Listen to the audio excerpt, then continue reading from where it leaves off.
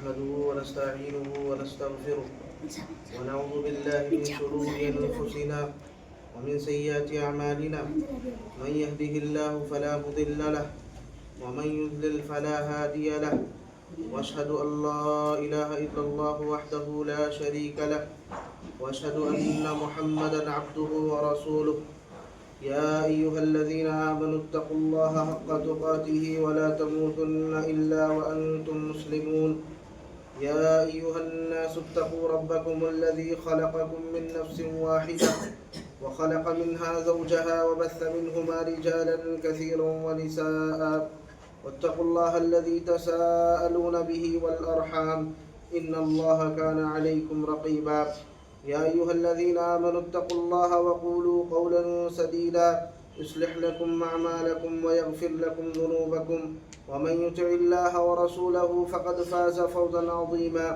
أما بعد فإن خير الحديث كتاب الله وخير الهدي هدي محمد صلى الله عليه وسلم وشر الأمور محدثاتها وكل محدثة بدعة وكل بدعة ضلالة وكل ضلالة في النار. فأعوذ بالله السميع العليم من الشيطان الرجيم من همزه ونفخه ونفسه. بسم الله الرحمن الرحيم. والسابقون الأولون من المهاجرين والأنصار والذين اتبعوهم بإحسان رضي الله عنهم ورضوا عنه وأعد لهم جنات تجري تحتها الأنهار خالدين فيها أبدا ذلك الفوز العظيم. محترم بزرگان دین، نوجوان ساتھیوں، پیارے بچوں، تمام قسم کی تعریف، بزرگی، بڑائی، عز و شرف، جہ و جلال اسی خالق کائنات، مالک ارض و سما کے لیے ہے جس نے مجھے اور آپ کو اشرف المخلوقات بنا کر، بہترین مخلوق بنا کر اس دنیا فانی کے اندر بھیجا. بعد درود و سلام کا نزول ہو تمام انبیاء کرام پر، بالخصوص میرے اور آپ کے آخری نبی جناب محمد رسول اللہ صلی اللہ علیہ وسلم پر، جن کے ذریعے اللہ تبارک و تعالیٰ نے ہمیں ہدایت کا راستہ بتایا، جنت کا راستہ بتایا. محترم حضرات، خطبہ مسنونہ کے بعد میں نے آپ کے سامنے سورہ توبہ کی ایک آیت پڑھی. اللہ تبارک و تعالیٰ اس آیت کے اندر فرماتے ہیں کہ انصار اور مہاجرین میں سے جو لوگ ایمان لائے، جو سابقین ہیں، اور اس کے بعد ان کی پیروی کرنے والے، ان کی اتباع کرنے والے لوگ، ان تمام لوگوں سے اللہ تبارک و تعالیٰ راضی ہوا اور یہ لوگ اللہ سے راضی ہوئے. اور اللہ تبارک و تعالیٰ نے ان کے لیے ایسی جنتیں تیار کر رکھی ہیں جس کے نیچے نہریں بہہ رہی ہیں، جس میں وہ ہمیشہ ہمیش رہیں گے، اور یہ بڑی کامیابی ہے. محترم حضرات، قرآن مجید کی اس آیت کے اندر اللہ تبارک و تعالیٰ نے پیارے نبی صلی اللہ علیہ وسلم کے صحابہ کی فضیلت بیان کی ہے. آپ صلی اللہ علیہ وسلم کے صحابہ کی عظمت بیان کی گئی ہے. حضرات، صحابہ کسے کہتے ہیں یا صحابہ کی جماعت کس کو کہا جاتا ہے؟ صحابہ یہ وہ جماعت ہے جنہوں نے ایمان کی حالت میں پیارے نبی صلی اللہ علیہ وسلم کو دیکھا اور آپ صلی اللہ علیہ وسلم کے زمانے میں آپ کے ساتھ زندگی گزاری، اور آپ صلی اللہ علیہ وسلم کے اسی ایمان پر ان کی وفات ہو گئی. محترم حضرات، صحابہ اکرام رضوان اللہ علیہ اجمعین یہ وہ ہستیاں ہیں، یہ وہ نفوس قدسیہ ہیں جن کے بارے میں قرآن و حدیث میں بڑی فضیلتیں اور بڑی عظمتیں بیان کی گئی ہیں. صحابہ اکرام رضوان اللہ علیہ اجمعین کی اسی عظمت کے تعلق سے چند باتیں آج کے اس خطبے میں پیش کی جائیں گی. محترم حضرات، سب سے پہلی بات جو یاد رکھنے کی ہے، جو اپنے ذہنوں میں بٹھانے کی ہے، وہ یہ کہ صحابہ اکرام رضوان اللہ علیہ اجمعین کی یہ جماعت اللہ کے نبی صلی اللہ علیہ وسلم اور قیامت تک آنے والے دیگر مسلمانوں کے درمیان ایک چین کی حیثیت رکھتی ہے، ایک حلقہ وصل کی حیثیت رکھتی ہے. آپ صلی اللہ علیہ وسلم اور امت کے درمیان ایک واسطے کی حیثیت رکھتے ہیں. اللہ کے نبی صلی اللہ علیہ وسلم پر قرآن مجید نازل ہوا، ہم تک پہنچا صحابہ اکرام رضوان اللہ علیہ مجمعین کے طریقے سے، ان کے راستے سے. اللہ کے نبی صلی اللہ علیہ وسلم پر احکام نازل ہوئے، شریعت نازل ہوئی، وہ ہم تک پہنچی صحابہ اکرام رضوان اللہ علیہ مجمعین ذریعہ ہے. اللہ کے نبی صلی اللہ علیہ وسلم کے زمانے میں واقعات پیش آئے، پیارے نبی صلی اللہ علیہ وسلم نے ان واقعات کا حکم بیان کیا، وہ احکام کو ہم تک منتقل کیا صحابہ کرام رضوان اللہ علیہ مجمعین نے، تو پتہ چلا کہ میرے اور آپ کے اور پیارے نبی صلی اللہ علیہ وسلم کے درمیان صحابہ اکرام ایک درمیانی حیثیت رکھتے ہیں۔ یہی وہ لوگ ہیں جنہوں نے اپنے تن من دھن ساری چیزوں کی قربانی دے کر کے اس دین اسلام کو، شریعت کو ہم تک پہنچایا ہے۔ محترم حضرات، پیارے نبی صلی اللہ علیہ وسلم کے صحابہ سے محبت رکھنا، آپ صلی اللہ علیہ وسلم کے صحابہ کی محبت دل میں بٹھانا، یہ ایمان کا تقاضا ہے، یہ عین ایمان ہے، یہ ہمارے ایمان کا حصہ ہے کہ ہمارے دلوں میں صحابہ کرام کی محبت پائی جائے۔ پیارے نبی صلی اللہ علیہ وسلم فرماتے ہیں آیت الایمان حب الانصار و آیت النفاق بغض الانصار۔ پیارے نبی صلی اللہ علیہ وسلم نے فرمایا لوگوں یاد رکھو، پیارے نبی صلی اللہ علیہ وسلم نے کہا کہ انصار سے محبت کرنا یہ ایمان کی علامت ہے، اور انصار سے نفرت کرنا، دل میں ان کے تعلق سے بغض رکھنا، یہ نفاق کی علامت ہے، یہ منافق کی نشانی ہے۔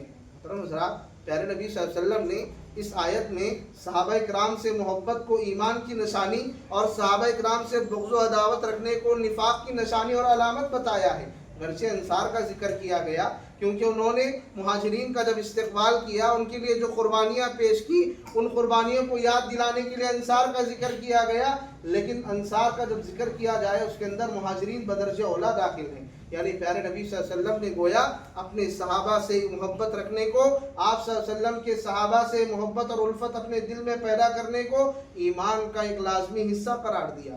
محترم حضرات، پیارے نبی صلی اللہ علیہ وسلم کے صحابہ یہ آپ صلی اللہ علیہ وسلم کو ایسے ہی نہیں مل گئے، اللہ کے نبی صلی اللہ علیہ وسلم کا ساتھ انہوں نے ایسے ہی نہیں دیا، یہ لوگ اللہ تبارک و تعالیٰ کا انتخاب تھے، اللہ تبارک و تعالیٰ نے انہیں سلیکٹ کیا تھا پیارے نبی صلی اللہ علیہ وسلم کی صحبت کے لیے، پیارے نبی صلی اللہ علیہ وسلم کی مدد کے لیے، آپ صلی اللہ علیہ وسلم کی شریعت کو آگے پہنچانے کے لیے، آپ صلی اللہ علیہ وسلم کے ساتھ کھڑے رہنے کے لیے، آپ صلی اللہ علیہ وسلم کے قدم قدم پر مدد کے لیے اللہ تبارک و تعالیٰ نے اس جماعت کو چن لیا تھا۔ یہ جماعت ایسے ہی نہیں بنی، یہ اللہ تبارک و تعالیٰ کا پہلے سے انتخاب تھا۔ کب سے؟ اللہ تبارک و تعالیٰ نے پچھلی جو آسمانی کتابیں ہیں اس کے اندر بھی صحابہ اکرام رضوان اللہ علیہ مجمعین کا ذکر کیا۔ جیسے آخری نبی کے بھیجے جانے کی بشارتیں پچھلی کتابوں میں موجود تھیں، آخری نبی کے آنے کی بشارتیں پچھلی کتابوں میں دی گئیں، ویسے ہی یہ بیان کیا گیا، یہ بات بتائی گئی تورات و انجیل میں اور زبور کے اندر کہ اس نبی کے ساتھ ایک جماعت ہوگی جو ایسی ہوگی جس کو اللہ تبارک و تعالیٰ نے اپنے نبی کی مدد کے لیے چن لیا ہے۔ سبحان اللہ۔ اب دیکھیے اللہ تبارک و تعالیٰ نے جہاں صحابہ اکرام کا انٹروڈکشن کرایا، صحابہ اکرام کا تعارف کرایا، وہاں پر کیا کہا؟ اللہ تبارک و تعالیٰ نے فرمایا، کہا محمد الرسول اللہ، محمد اللہ کے رسول ہیں، اللہ تبارک و تعالیٰ کے پیغمبر ہیں، اور ساتھ ہی ساتھ اللہ نے کہا والذین معه اشداء علی الکفار رحماء بینہم۔ ہاں، نبی کے جو ساتھی ہیں، نبی کے جو صحابہ ہیں، یہ لوگ بھی اللہ تبارک و تعالیٰ نے کہا کہ نبی کے ساتھ رہنے والے لوگ جو ہیں یہ ایمان والوں پر بڑے نرم دل واقع ہیں، یہ ایمان والوں پہ بڑے نرم دل اور کافروں پہ بڑے سخت واقع ہوئے۔ ان کے دلوں کے اندر ایمان والوں سے محبت، ہمدردی، ایک دوسرے کے ساتھ غمخواری، ایک دوسرے کے ساتھ ایثار کا جذبہ ہوتا ہے۔ لیکن بات کافروں کی آتی ہے، بات اللہ تبارک و تعالیٰ کا انکار کرنے والوں کی آتی ہے، یہ سخت ہو جاتی ہے۔ گرچہ وہ کافر اپنا باپ کیوں نہ ہو، وہ کافر ان کا بھائی کیوں نہ ہو، وہاں پر کوئی سستی نہیں دکھاتے، وہاں اپنے دلوں کے اندر ایک سختی پیدا کر لیتے ہیں کہ ہم دین کے معاملے میں کوئی سمجھوتا نہیں کریں گے۔ آگے اللہ تبارک و تعالیٰ نے کہا تراہم، اللہ تبارک و تعالیٰ نے کہا تم ان کو دیکھو گے، کیا دیکھو گے؟ کبھی رکوع کی حالت میں ہوں گے، کبھی سجدے کی حالت میں ہوں گے، اور ان کے چہروں پر سجدے کے آثار نمایاں ہوں گے۔ یہ تو اللہ تبارک و تعالیٰ نے ان کی تعریف کی۔ اس کے فوراً بعد اللہ تبارک و تعالیٰ نے کہا ذَلِكَ مَثَلُهُمْ فِي التَّوْرَاةِ وَمَثَلُهُمْ فِي الْإِنْجِيلِ۔ یہ صحابہ کا جو تذکرہ یہاں قرآن مجید میں کیا گیا ہے، جیسے قرآن مجید میں صحابہ اکرام کے بارے میں باتیں بیان کی گئی ہیں، یہی تبصرہ اسی طریقے سے اللہ تبارک و تعالیٰ نے ان کا ذکر تورات و انجیل میں بھی کیا ہے۔ پتہ چلا کہ صحابہ اکرام اللہ تبارک و تعالیٰ کا انتخاب کردہ، اللہ تبارک و تعالیٰ کی پسندیدہ جماعت تھی۔ محترم حضرات، صحابہ اکرام رضوان اللہ علیہ مجمعین کی عظمت کے لیے یہ بات کافی ہے کہ اللہ تبارک و تعالیٰ نے جا بجا اس جماعت کو جنت کی بشارتیں دی۔ سبحان اللہ، جو آیت میں نے آپ کے سامنے پڑھی اس کے اندر اللہ تبارک و تعالیٰ نے صاف الفاظ سے جنت کا وعدہ کیا ہے۔ اللہ تبارک و تعالیٰ نے کہا وَعَدَّ لَهُمْ جَنَّاتٍ تَجْرِي تَحْتَهَا الْأَنْهَارُ، اللہ تبارک و تعالیٰ نے ان صحابہ کے لیے اور ان صحابہ کی راستے پہ سچائی کے ساتھ چلنے والوں کے لیے اللہ نے ایسی جنت تیار کر رکھی ہے جس کے نیچے نہریں بہ رہی ہیں اور یہ صحابہ اس کے اندر ہمیشہ ہمیشہ رہیں گے۔ سبحان اللہ۔ دنیا میں لوگوں کے آنے کا مقصد کیا ہے؟ جنت کو حاصل کرنا، اور یہ جنت کی بشارت دنیا ہی میں صحابہ کرام کو دی گئی، کبھی اجتماعی طور پہ دی گئی، سب لوگوں کو ایک ساتھ دی گئی، کبھی ایک ایک کا نام لے کر کے بعد صحابہ کو جنت کی بشارت دی گئی۔ سبحان اللہ۔ آپ کئی حدیث میں سنتے ہیں پیارے نبی صلی اللہ علیہ وسلم نے بعض حضرات کا نام لے کر کے آپ نے جنت کی بشارت دی۔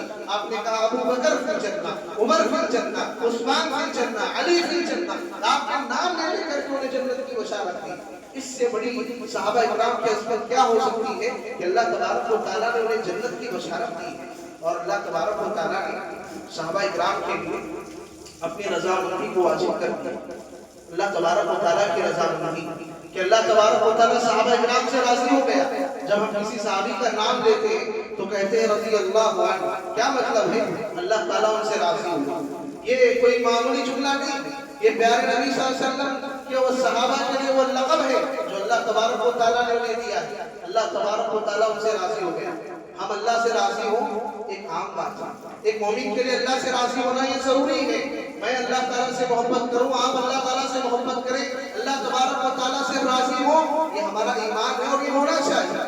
لیکن اللہ تعالیٰ کسی سے راضی ہو، اللہ تعالیٰ کسی سے محبت کرے، اللہ تبارک و تعالیٰ کسی کے لیے اپنی رضامندی کا ثبوت دے، یہ بہت بڑی بات ہے۔ یہ وہ نعمت ہے جو جنتیوں کو جنت کے اندر دی جائے گی، یہ وہ نعمت ہے جو جنتیوں کو جنت کے اندر دی جائے گی۔ اللہ تبارک و تعالیٰ جب جنتی جنت میں چلے جائیں گے، نعمتوں میں ہوں گے، ہر قسم کی نعمت ان کے پاس ہوگی، اللہ تبارک و تعالیٰ جنتیوں کو پکار کے کہے گا اے جنتیوں، اللہ تعالیٰ کا اعلان ہوگا اے جنتیوں، جنتی کہیں گے لبیک یا ربنا، اے ہمارے رب ہم حاضر ہیں، تو نے پکارا ہم حاضر ہیں۔ اللہ تبارک و تعالیٰ سوال کرے گا جنتیوں سے اے جنتیوں کیا تم راضی ہو جو تمہیں چیزیں ملی اس میں اطمینان میں ہو؟ کہیں گے اللہ کیوں راضی نہیں ہوں گے، تم نے ہمیں ایسی نعمتیں دی ہیں جو دنیا میں تم نے کسی اور کو نہیں دی، جو ہمارے علاوہ کسی اور کو تم نے نہیں دی، ایسی نعمتیں ملنے کے بعد کون بندہ راضی نہیں ہوگا؟ اللہ تبارک و تعالیٰ کہے گا میں اس سے بہترین اور اس سے افضل نعمت تمہیں دینے والا ہوں۔ جنتی پریشان ہو جائیں گے، سوچنے پر مجبور ہو جائیں گے اللہ اتنی بڑی نعمتیں تو تم نے دی ہیں، جو چاہتے ہیں حاصل ہو جاتا ہے، ہر طرح کی آسائش ہے، ہر طرح کا آرام ہے، اس سے بڑی نعمت اور کیا ہو سکتی ہے؟ اللہ تبارک و تعالیٰ ارشاد فرمائے گا کہ اے جنتیوں سن لو، میری رضامندی تمہارے لیے واجب ہو گئی، میں تم سے کبھی ناراض نہیں ہوں۔ یہ وہ نعمت ہے جو جنتیوں کو عظیم نعمت کے طور پہ دی جائے گی۔ یہ نعمت صحابہ اکرام رضوان اللہ علیہ اجمعین کو دنیا میں دی گئی اور اللہ نے اعلان کر دیا رضی اللہ عنہم ورضوا عنہ۔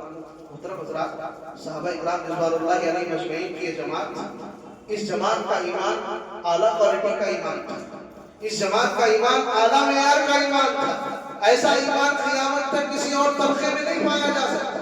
سارا انسان کتنا بھی عبادت گزار بن جائے، کتنا بھی متقی بن جائے، قیامت تک آنے والے لوگوں میں کوئی آدمی کتنی بھی عبادت کر لے، صحابہ اکرام رضوان اللہ علیہ اجمعین کا جو مقام ہے، ان کے ایمان کی جو اللہ نے تعریف کی ہے، اس مقام کو انسان نہیں پا سکتا۔ یہی وجہ ہے صحابہ اکرام رضوان اللہ علیہ اجمعین کے ایمان کو میزان بنایا گیا، ترازو بنایا گیا، ایک کسوٹی بنائی گئی کہ قیامت تک آنے والے لوگ اپنے ایمان کا اگر جائزہ لینا چاہیں، اسی صحابہ اکرام کے ایمان کو میزان بنا کر کے اپنا جائزہ لیں گے، صحابہ اکرام کے ایمان کو رکھ کر کے اپنے ایمان کو جانچیں گے۔ اللہ تبارک و تعالیٰ نے فرمایا فَإِنْ آمَنُوا بِمِثْلِ مَا آمَنْتُمْ بِهِ فَقَدِ اهْتَدَوْا۔ اے صحابہ اکرام رضوان اللہ علیہ اجمعین، اللہ نے صحابہ سے خطاب کر کے فرمایا اے صحابہ، آنے والے لوگ اگر تمہاری طرح ایمان لائے تب یہ لوگ ہدایت پائیں گے۔ محترم حضرات، صحابہ اکرام کا ایمان کیا ایمان تھا؟ آپ کئی دسیوں اور ہزاروں مثالیں آپ کو ملیں گی ان کے ایمان کی، ان کے ایمان کے کئی واقعات آپ کو ملیں گے۔ مثال کے طور پر ایک دو واقعات آپ کو بتاتا ہوں۔ حضرت بلال رضی اللہ عنہ، کون نہیں جانتا؟ حضرت بلال رضی اللہ عنہ اسلام قبول کرتے ہیں، عرب کی ریتیلی زمین پہ ننگی پیٹھ لٹا دیا جاتا ہے اور اوپر سے سینے پر بھاری پتھر رکھ دیے جاتے ہیں اور کہا جاتا ہے کہ بلال اب کہو تو وکیل اللہ کو نہیں مانتا۔ بلال کو کہا جاتا ہے، بلال رضی اللہ عنہ کو، کہ اللہ تبارک و تعالیٰ کی توحید کا انکار کرو۔ کہتے ہیں احد احد. میں ایسی حالت میں ایسے وقت میں بھی ایک ہی بات کہتا ہوں کہ میرا رب ایک ہے, میرا رب اکیلا ہے. سبحان اللہ, یہ ایمان کا وہ جذبہ ہے جو صحابہ کرام نے پیش کیا. سبحان اللہ. آپ دیکھیے صرف مردوں نے نہیں, عورتوں نے بھی ایمان کا وہ اعلیٰ معیار پیش کیا, ایمان کی وہ اعلیٰ کوالٹی پیش کی جو قیامت تک آنے والی عورتوں کے لیے ایک مثال ہے, نمونہ ہے. حضرت سمیہ رضی اللہ عنہ, اسلام کی سب سے پہلی شہیدہ, اسلام کے راستے میں سب سے پہلے جان دینے والی خاتون. سبحان اللہ. صرف اذیت نہیں دی گئی, صرف جسمانی طور پر نہیں مارا گیا, جسمانی طور پر مارنے کے ساتھ ساتھ خاندان کے لوگوں کے سامنے برہنہ کیا گیا. سامنے بیٹا ہے, سامنے شوہر ہے, ان کے سامنے بے عزت کیا جانے لگا. ایک تو روحانی تکلیف دی جانے لگی, ایک تو جسمانی تکلیف پہلے سے دی جا رہی تھی. اس کے باوجود اللہ تبارک و تعالیٰ کے دین سے پھرنے کے لیے سمیہ تیار نہیں ہے. سبحان اللہ. یہ وہ ایمان ہے جو صحابہ کرام کے اندر پایا جاتا ہے. محترم حضرات, یہ تو ایمان ہوا. آپ اطاعت کی بات لے لیجئے, فرما برداری کی بات لے لیجئے. آسمان سے آیت نازل ہوتی, صحابہ کرام اس پر عمل کرنے کے لیے تیار ہو جاتے. پیارے نبی صلی اللہ علیہ وسلم کا حکم آتا, صحابہ کرام اس پر عمل کرنے کے لیے تیار ہو جاتے. بسا اوقات تو ایسا ہوتا یہ بھی نہیں دیکھتے کہ یہ نازل ہونے والا حکم کس کے لیے, پیارے نبی کے زبان سے نکلنے والا حکم کس کے لیے. ایک مرتبہ پیارے نبی صلی اللہ علیہ وسلم جمعہ میں خطبہ دے رہے تھے, ایک صحابی کو کھڑے ہوئے دیکھا. پیارے نبی صلی اللہ علیہ وسلم نے ان سے کہا کہ بیٹھ جاؤ. راستے میں جہاں پر مسجد کا باہر کا جو حصہ ہوتا ہے وہاں سے ایک صحابی آ رہے تھے. ان کے کانوں میں پیارے نبی صلی اللہ علیہ وسلم کی آواز پڑی, کانوں سے ٹکرائی کہ بیٹھ جاؤ, وہیں پر بیٹھ گئے. یہ نہیں دیکھا کہ پیارے نبی کس کو کہہ رہے ہیں, پیارے نبی کیوں کہہ رہے ہیں, بلکہ جیسے ہی پیارے نبی کی آواز کانوں میں پڑی بیٹھ جاؤ, بیٹھ گئے. سبحان اللہ. یہ ایمان کا معیار, یہ اطاعت کا معیار, یہ اطاعت کا جذبہ. شراب پہلے حرام نہ تھی, لوگ شراب پیتے تھے, شراب پلاتے تھے, ایک دوسرے کے ساتھ شراب کی مجلسیں ہوتی تھی. پیارے نبی صلی اللہ علیہ وسلم پہ شراب کی حرمت نازل ہوئی. پیارے نبی صلی اللہ علیہ وسلم نے گلیوں میں اعلان کرایا کہ لوگوں جاؤ اعلان کرو, اللہ تبارک و تعالیٰ نے شراب کو حرام قرار دے دیا ہے. گئے, گلیوں میں اعلان ہونے لگا شراب حرام کر دی گئی ہے. جن لوگوں نے پی رکھی تھی انگلیاں ڈال کر کے انہوں نے خے کر کے شراب کو باہر نکالا. جنہوں نے جمع کر کے رکھی تھی انہوں نے مدینہ کی گلیوں میں شراب کو بہا دیا. جن لوگوں نے پی لیا تھا انہوں نے بھی نکال کر کے باہر کیا. یہ اطاعت کا جذبہ. سبحان اللہ. اسی لیے اللہ تبارک و تعالیٰ نے کہا قیامت تک کے لیے ان کی اطاعت, ان کا ایمان مثال ہے اور ایک کسوٹی ہے, ایک میزان ہے آنے والے لوگوں کو اپنے ایمان اور اطاعت کو جانچنے کے لیے. محترم حضرات, یہ صحابہ کرام کی عظمت ہے, یہ صحابہ کرام کی فضیلت ہے. یہ تو بات ہوئی صحابہ کرام کی عظمتوں کی. اگر بات کرنے لگ جائیں, یہ تو اجتماعی بات میں نے آپ کے سامنے کی ہوئی, مختصر ایک جھلک میں نے آپ کو دکھائی. اس کے علاوہ ایک ایک صحابی پر کتابیں لکھی گئی, ایک ایک صحابی کی عظمتوں کو آپ دیکھنے کے لیے بیٹھ جائیں. سبحان اللہ. میں بولتے بولتے تھک جاؤں گا, آپ سنتے سنتے تھک جائیں گے, لیکن صحابہ کی عظمت ختم ہونے والی نہیں. اتنی عظمتیں, اتنی فضیلتیں, یہ مقام ایسے نہیں مل گیا. جو جنتی کا لقب مل گیا, جو رضی اللہ عنہ کا لقب مل گیا, اتنی آسانی سے نہیں ملا. ان لوگوں نے اپنے جان کی بازی لگائی, اپنے مال کی بازی لگائی, اللہ کے راستوں میں کئی قربانیاں دی. مثال کے طور پہ ہجرت کا واقعہ لے لیجیے. ہجرت کے موقع پر صحابہ کرام تھوڑے تھوڑے ہجرت کر رہے. ایک مرتبہ ہجرت کے لیے نکلتے ہیں. حضرت صہیب رومی رضی اللہ عنہ, حضرت صہیب رومی رضی اللہ عنہ نکلتے ہیں. بڑے مالدار صاحب, مکہ میں انہوں نے بڑا مال کمایا تھا. جانے لگے مدینہ, مان ساتھ میں ہے. مکہ کے لوگ آئے, کہنے لگے صہیب مدینہ تو جا سکتے ہو, مکہ چھوڑ کر کے مدینہ کا سفر کر سکتے ہو, لیکن ایک شرط ہے. کیا شرط ہے؟ یہ مال مکہ میں کمایا ہے اسے یہی چھوڑنا پڑے گا. وہ حضرت صہیب رومی رضی اللہ عنہ, وہ صحابی رسول, انہوں نے یہ نہیں سوچا یہ میری زندگی بھر کا کمایا ہوا بزنس کا مال ہے, میرے خون پسینے کی کمائی ہے, میں نے دن رات ایک کر کے مال کمایا ہے, اس مال کو رکھ لیتا ہوں, بعد میں کسی اور موقع پہ چلا جاؤں گا. نہیں. کہا اگر یہ مال اللہ کے راستے میں ہجرت کرنے سے رکاوٹ بنتا ہے, یہ مال میرے مدینے کے سفر میں رکاوٹ بنتا ہے, مجھے اس مال کی ضرورت نہیں ہے, یہ مال تم رکھ لو. پیارے نبی صلی اللہ علیہ وسلم کے پاس حاضر ہوئے, واقعہ بیان کیا. اللہ کے نبی یہ معاملہ پیش آیا. پیارے نبی صلی اللہ علیہ وسلم نے کہا ربح صہیب, ربح صہیب, صہیب نے بڑی فائدہ مند تجارت کا سودا کیا ہے, بڑی بہترین تجارت کر کے آئے ہو. دنیا کا مال دے کر کے اللہ تبارک و تعالیٰ سے ثواب اور اللہ سے آخرت کا مال حاصل کر کے آئے گا. سبحان اللہ. یہ تو مال کی قربانی ہوئی. صحابہ کرام نے وطن کو چھوڑنے کے ساتھ ساتھ موقع آنے پر اپنے گھر کے لوگوں کو بھی چھوڑا. ام سلمہ رضی اللہ عنہ اور ان کے شوہر ابو سلمہ رضی اللہ عنہ، یہ دونوں ہجرت کے لیے نکلے، ساتھ میں ان کی بیٹی چھوٹی، راستے میں نکل کر کے جانے لگے۔ ام سلمہ رضی اللہ عنہ جو تھی، ان کے خاندان کے لوگ آئے، آ کر کہنے لگے دیکھو ابو سلمہ، تمہیں ہم ہجرت سے نہیں روکتے، تم جا سکتے ہو مدینہ، لیکن یاد رکھو یہ ام سلمہ جو ہمارے گھر کی بیٹی ہے، اسے لے جانے نہیں دیں گے، اسے یہی چھوڑ کے جانا پڑے گا، انہیں اور ان کی بیٹی کو یہیں پہ رکھ کے جانا پڑے گا، اسے ہم لے جانے کی اجازت نہیں دیں گے۔ سبحان اللہ، آدمی کے لیے بڑا مشکل امتحان، بیوی کو چھوڑنا، بیٹی کو چھوڑنا، اپنے گھر والوں کو چھوڑنا، لیکن دیکھیے انہوں نے سوچا نہیں، ذری سی دیر نہیں لگائی، کہا کہ اگر اس کو رکھنا چاہتے ہو رکھ لو، اکیلے ہجرت کر کے چلے گئے۔ بعد میں ام سلمہ رضی اللہ عنہ روتی، شوہر کو یاد کرتی، شوہر کی جدائی کا غم ستاتا، تو بعد میں ان کے خاندان اور قبیلے کے بعض لوگوں کو رحم آیا، انہوں نے کہا کہ ام سلمہ کو بھی جانے دیا جائے۔ الغرض بتانا مقصد یہ ہے، کسی نے مال کی قربانی دی، کسی نے جان کی قربانی دی، ان قربانیوں کے بعد صحابہ کرام کو مقام ملا۔ یہ تو صحابہ کرام کی عصمت ہوئی، ان کا مقام ہوا اتنا بلند، اللہ تعالیٰ نے بیان کیا، اللہ کے نبی نے اتنا بلند مقام کیا۔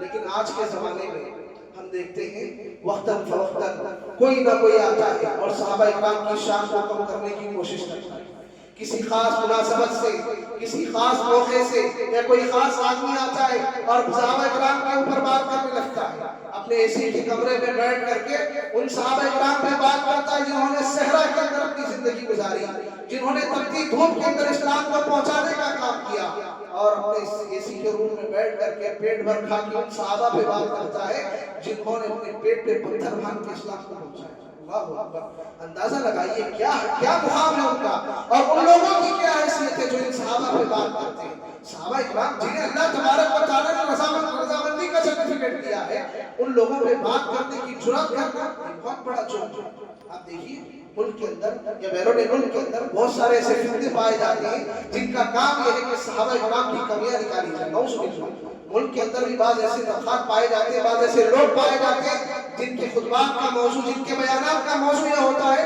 نعوذ باللہ صحابہ اکرام سے ہونے والی غلطی۔ استغفر اللہ، تم کون سے بڑے آدمی بن گئے کہ تم صحابہ اکرام پہ بات کرنے لگے؟ ابھی چند دنوں پہلے یہ گستاخ عالم کا انتقال ہوا، عالم کہنا عالم کے نام پہ دھبا ہے، اس شخص کے انتقال پہ پھر سے اس کے ویڈیو کلپ جاری ہونے لگے جس میں اس نے صحابی رسول معاویہ رضی اللہ عنہ پہ بات کی۔ نعوذ باللہ، نعوذ باللہ، آپ سن کر کے پریشان ہو جائیں گے، ایسے ایسے جملے، اللہ اکبر۔ اس کو اللہ تبارک و تعالیٰ توبہ کی توفیق دیا ہے، ہمیں اس کا علم نہیں، لیکن ظاہر کی بات کریں مرتے دم تک وہ اپنے بیانات پہ برقرار تھا۔ کیسی بات ہے، معاویہ رضی اللہ عنہ کے بارے میں کافروں نے ویسی بات نہیں کی، کسی کافر نے ویسی بات نہیں کی۔ کیا کہا؟ نعوذ باللہ، معاویہ رضی اللہ عنہ کو کہتا ہے کہ سلیمان کے فرعون تھے۔ استغفر، کیا تھے معاویہ رضی اللہ عنہ؟ کون تھے؟ یہ اللہ کے نبی صلی اللہ علیہ وسلم کے نسبتی برادر، یعنی جسے سالہ کہا جاتا ہے، امت کے ماموں تھے۔ ام حبیبہ رضی اللہ عنہ جو اللہ کے نبی کی بیوی ہیں، ان کے بھائی تھے، اس حساب سے پورے امت کے ماموں کہلاتے ہیں۔ یہ وہ صحابی ہیں جنہیں پیارے نبی صلی اللہ علیہ وسلم نے دعا دیتے ہوئے فرمایا تھا اللہم اجعلہ ہادیا مہدیا واہد بہ، اللہ معاویہ کو ہدایت دینے والا اور ہدایت یافتہ بنا دے اور اس کے ذریعے سے لوگوں کو ہدایت کا راستہ بتا دے۔ وہ صحابی جن کے بارے میں پیارے نبی صلی اللہ علیہ وسلم نے ایسی بات کہی، جنہیں پیارے نبی صلی اللہ علیہ وسلم نے اللہ تعالیٰ کی آیتیں جو نازل ہوتی اسے لکھنے کے لیے منتخب کیا تھا، کاتب وہی تھے، وہی لکھا کرتے تھے قرآن کی آیتیں، ایسے صحابی کے بارے میں ایسی بات ہے۔ استغفر اللہ، یہ آج کل جو کلپ وائرل ہو رہے ہیں اسے دیکھ کر کے نوجوان بھی شک و شبہات میں پڑ رہے ہیں، اسی لیے اس پہ بات کرنے کی ضرورت ہے اور لوگوں کو بتانے کی ضرورت ہے کہ آنے والے لوگ صحابہ اکرام کی کوئی بات کریں تو اس کی کوئی حیثیت نہیں ہوگی، کیونکہ صحابہ کا مقام اللہ نے بلند کیا ہے، جسے اللہ تبارک و تعالیٰ بلند کر دے اسے دنیا کے کوئی آدمی نیچا نہیں کر سکتے، اور نیچا کرنے کی کوشش کریں گے وہ خود ذلیل ہوں گے کہ جو چاند پہ تھوکنے کی کوشش کرے گا خود اس کے منہ پہ اس کا تھوک آ کر کے گرے گا۔ اسی طریقے سے اسی عالم دین نے جب بات کرتے ہوئے پرانا ویڈیو ہے لیکن اب وائرل ہو رہا ہے جس کے اندر ابو ہریرہ رضی اللہ عنہ بارہا درس حدیث سنتے ہیں، حضرت ابو ہریرہ رضی اللہ عنہ نے روایت کی، ان کی روایتیں آپ سنتے ہیں، ان کے بارے میں بیان کرتے ہوئے وہ گستاخ عالم کہتا ہے کہ ابو ہریرہ رضی اللہ عنہ نے حکومت کے ڈر سے، حضرت معاویہ رضی اللہ عنہ کی حکومت کے ڈر سے، بادشاہوں کے ڈر سے انہوں نے کئی حدیثیں چھپائی۔ یہ صحابی رسول حضرت ابو ہریرہ رضی اللہ عنہ کون ہے؟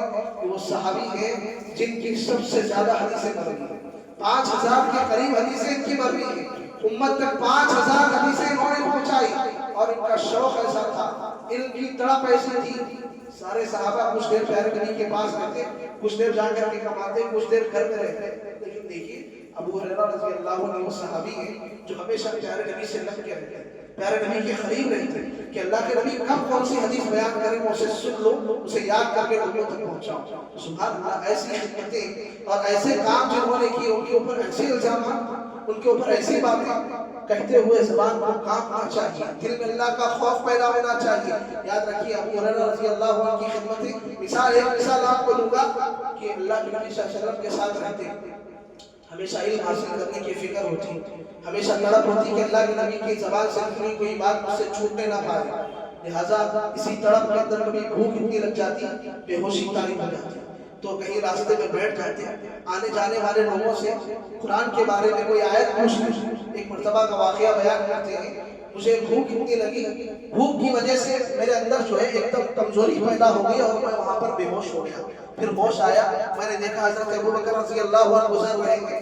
حضرت ابو بکر رضی اللہ عنہ سے کہا کہ ابو بکر سے ایک سوال کیا قرآن کی آیت کے تعلق سے، تو ابو بکر رضی اللہ عنہ نے جواب دیا اور چلے گئے، جواب دیا اور چلے گئے۔ ابو ہریرہ رضی اللہ عنہ کہتے ہیں میرا مقصد یہ نہیں تھا کہ میں قرآن کے بارے میں معلوم کروں، میں تو ان کو اپنی حاجت بتانا چاہتا تھا کہ مجھے بھوک لگی ہے، میرے کھانے کا انتظام کیا جائے۔ وہ نہیں سمجھ پائے، وہ چلے گئے۔ حضرت عمر آئے، میں نے ان سے بھی سوال کیا، وہ بھی میری بات نہیں سمجھ پائے، میرا جواب دیا اور چلے گئے۔ پیارے نبی صلی اللہ علیہ وسلم آئے، پیارے نبی صلی اللہ علیہ وسلم سے میں نے سوال کیا، آپ صلی اللہ علیہ وسلم سمجھنے والے، یعنی آپ صلی اللہ علیہ وسلم لوگوں کی حالتوں سے واقف تھے۔ آپ صلی اللہ علیہ وسلم نے مسکرایا اور کہا ابو ہریرہ تمہیں بھوک لگی ہے، تمہارا عالم میں جانتا ہوں، آؤ میرے ساتھ۔ اور پیارے نبی صلی اللہ علیہ وسلم اپنے ساتھ اپنے گھر لے گئے، جا کر کے پوچھا ابو ہریرہ آئے ہیں، گھر میں کچھ ہے؟ کہا گیا کہ ایک پیالہ دودھ ہے، لہٰذا ایک پیالہ دودھ لایا گیا۔ پیارے نبی صلی اللہ علیہ وسلم نے کہا کہ ابو ہریرہ جاؤ، صفہ کے جو لوگ ہیں جو دین کا علم حاصل کرنے کے لیے مسجد نبوی میں بیٹھے رہتے ہیں، انہیں بلا کر کے آؤ۔ یہ پریشان ہو گئے، ایک پیالہ دودھ ہے، پیارے نبی صلی اللہ علیہ وسلم کس کس کو پلائیں گے؟ لہٰذا پیارے نبی کا حکم تھا، گئے بلا کر کے لائے، لانے کے بعد سب کو دودھ پلائے، اور اللہ کے نبی صلی اللہ علیہ وسلم کے معجزے سے وہ دودھ سب کے لیے کافی ہو گیا۔ پھر حضرت ابو ہریرہ رضی اللہ عنہ سے پیارے نبی نے کہا کہ ابو ہریرہ پیو، انہوں نے کہا کہ میں نے پیا، کہا اللہ کے نبی نے پھر پیو، اتنا پیا انہوں نے کہتے ہیں کہ میرا پیٹ فل ہو گیا۔ تو آپ دیکھیے، بتانا اس واقعے سے مقصود ہے، جنہوں نے حدیث امت تک پہنچانے کے لیے اپنے بھوک کی فکر نہیں کی، جنہوں نے امت تک حدیثیں پہنچانے کے لیے اپنے کاروبار کی فکر نہیں کی، جنہوں نے دین امت تک پہنچانے کے لیے اپنے آپ کو اللہ کے نبی کے ساتھ جوڑے رکھا، ایسے صحابی کے بارے میں ایسی باتیں اللہ اکبر۔ یاد رکھیے، ضرورت اس بات کی ہے کہ اس طرح کے فتنوں سے اپنے آپ کو اور اپنے نوجوانوں کو بچایا جائے۔ نوجوان سوشل میڈیا پہ جو چیزیں دیکھتے ہیں اسے صحیح سمجھنے لگتے ہیں۔ یاد رکھیے، صحابہ کرام کے بارے میں بات کرنا، صحابہ کرام کو گالیاں دینا، اس سے پیارے نبی صلی اللہ علیہ وسلم نے منع کرتے ہوئے فرمایا، آپ نے کہا لا تسبوا اصحابی، لوگوں میرے صحابہ کو گالی نہ دو، میرے صحابہ کو برا بھلا مت کہو، ان کے بارے میں ان کی غلطیاں نکالتے مت بیٹھو۔ اور پیارے نبی نے کہا تمہاری حیثیت بتائی، آنے والے قیامت تک کے لوگوں کی حیثیت بتائی صحابہ کرام کے مقابلے میں۔ اللہ تبارک اللہ کے نبی صلی اللہ علیہ وسلم نے فرمایا فَلَوْ أَنَّ أَحَدَكُمْ أَنفَقَ مِثْلَ أُحُدٍ ذَهَبًا، اگر تم میں سے کوئی آدمی احد پہاڑ کے برابر سونا خرچ کر لے، کیا خرچ کر لے؟ احد پہاڑ کے برابر سونا خرچ کر لے، تو وہ میرے صحابی کے خرچ کیے ہوئے آدھی مٹھی یا ایک مٹھی گیہوں یا جو کے برابر بھی نہیں پہنچ سکتا۔ سبحان اللہ، احد پہاڑ کے برابر سونا خرچ کر کے بھی پیارے نبی صلی اللہ علیہ وسلم کے صحابہ کے ایک مد یا آدھے مد کے برابر بھی ایک آدمی نہیں پہنچ سکتا، تو کیا حیثیت کہ صحابہ کرام کی غلطیوں کی بات کی جائے۔ یہ وہ صحابہ ہیں جنہوں نے مشکلات برداشت کر کے دین ہم تک پہنچایا۔ اسی لیے پیارے نبی صلی اللہ علیہ وسلم نے سختی کے ساتھ کہا من سب اصحابی فعلیہ لعنت اللہ والملائکۃ والناس اجمعین، جو میرے صحابہ کو گالی دیتا ہے، میرے صحابہ کے بارے میں برا بھلا کہتا ہے، اس پہ میری اللہ تبارک و تعالیٰ کی لعنت، اللہ تبارک و تعالیٰ کے فرشتوں کی لعنت اور سارے کے سارے لوگوں کی لعنت۔ اسی لیے سلف کہا کرتے تھے اذا رأیت الرجل، جب تم کسی آدمی کو دیکھو ينتقص احد اصحاب رسول اللہ صلی اللہ علیہ وسلم فاعلم انه صدیق، جب کسی آدمی کو دیکھو کہ وہ صحابہ میں سے کسی صحابی کی کمزوری بیان کر رہا ہے یا ان کی شان میں گستاخی کر رہا ہے، جان لو کہ وہ بے دین ہے، وہ فاسق ہے، وہ فاجر ہے۔ اللہ اکبر۔ یاد رکھیے صحابہ کرام کا مقام و مرتبہ اللہ تبارک و تعالیٰ نے بلند کیا ہے. اللہ تبارک و تعالیٰ نے ان سے رضامندی کا سرٹیفکیٹ عطا کیا ہے, انہیں اللہ نے جنت کی بشارت دی ہے. اللہ تبارک و تعالیٰ نے صحابہ کرام کو اس امت کے لیے رحمت بنایا ہے, لہٰذا ان کو نمونہ اور اسوہ بنانے کی ضرورت ہے. ان سے جو بشری تقاضے کے حساب سے جو غلطیاں ہوئی ہیں ان کو درگزر کرتے ہوئے, ان سے صرف نظر کرتے ہوئے ان کی اچھائیوں کو اپنے اندر پیدا کرنے کی ضرورت ہے. دعا ہے رب العالمین سے کہ اللہ ہم تمام لوگوں کو سنی باتوں پر عمل کرنے کی توفیق عطا فرما, صحابہ اکرام کی حقیقی محبت ہمارے دلوں میں پیدا کرنے کی توفیق عطا فرما. اے اللہ ہم تمام کو صحابہ اکرام کی طرح ایمانی جذبہ اپنے اندر پیدا کرنے کی توفیق دے. اے اللہ ہم تمام لوگوں کو صحابہ کرام کے نقش قدم پہ چلنے والا بنا. اے اللہ ہماری ماں اور بہنوں کو صحابیات کی زندگیوں کو اپنے اندر ڈھالنے کی توفیق عطا فرما. اے اللہ ہمارے بچوں کو صحابہ اور صحابیات کی سیرتوں کو پڑھنے, سمجھنے اور اس کو دوسروں تک پھیلانے کی توفیق عطا فرما. اے اللہ مسلمان جہاں کہیں پریشان ہیں ان کی پریشانیوں کو دور کر دے. اے اللہ مسلمان جہاں کہیں مظلوم ہے اللہ تو ان کی مدد فرما. اے اللہ جو بیمار ہیں انہیں شفائے کاملہ عاجلہ عطا فرما. اے اللہ جو قرض دار ہیں تو غیر سے ان کے قرض کی مدد فرما. اے اللہ مسلمانوں کو ہمیشہ غلبہ عطا فرما. اے اللہ جو بھی مسلمان جہاں کہیں پریشان ہیں اے اللہ تو ان کی مدد فرما اور اے اللہ ان کو پریشانیوں اور مصیبتوں سے نجات دے. آمین ثم آمین. وآخر دعوانا الحمدللہ رب العالمین. الحمدللہ نحمده ونستعینه ونستغفره ونعوذ بالله من شرور انفسنا ومن سيئات اعمالنا. من يهده الله فلا مضل له ومن يضلل فلا هادي له. واشهد ان لا اله الا الله وحده لا شريك له واشهد ان محمدا عبده ورسوله. اما بعد فان خير الحديث كتاب الله وخير الهدي هدي محمد صلى الله عليه وسلم وشر الامور محدثاتها وكل محدثة بدعة وكل بدعة ضلالة وكل ضلالة في النار. فاعوذ بالله السميع العليم من الشيطان الرجيم من همزه ونفخه ونفثه. بسم الله الرحمن الرحيم. إن الله وملائكته يصلون على النبي يا أيها الذين آمنوا صلوا عليه وسلموا تسليما. اللهم صل على محمد وعلى آل محمد كما صليت على إبراهيم وعلى آل إبراهيم إنك حميد مجيد. اللهم بارك على محمد وعلى آل محمد كما باركت على إبراهيم وعلى آل إبراهيم إنك حميد مجيد. ربنا آتنا في الدنيا حسنة وفي الآخرة حسنة وقنا عذاب النار. ربنا ظلمنا أنفسنا وإن لم تغفر لنا وترحمنا لنكونن من الخاسرين. ربنا اغفر لنا ولإخواننا الذين سبقونا بالإيمان ولا تجعل في قلوبنا غلا للذين آمنوا ربنا إنك رؤوف رحيم. سبحان ربك رب العزة عما يصفون وسلام على المرسلين والحمد لله رب العالمين.